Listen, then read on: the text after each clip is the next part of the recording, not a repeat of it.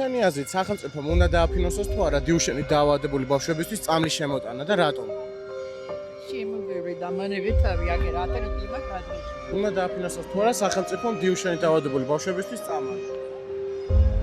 ახლა უნდა შემოიტანოს. სახელმწიფო ყველა გაჭირებულს და ეგეთ ბავშვებს უდრის უნდა დაეხმაროს.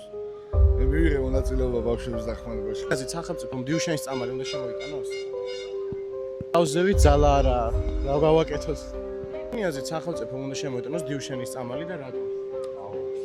ყველას თმაც არ უნდა დააფინანსოს, დროს მაგზა არ არის.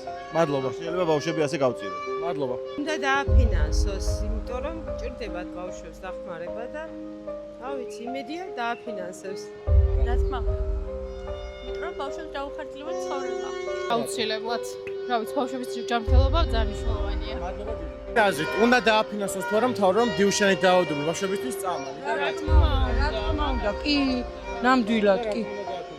რატო არ უნდა დააფინანსონ? ყველა შვილი ჩვენი გულის ტკივილია, ყველა შვილი აბსოლუტურად.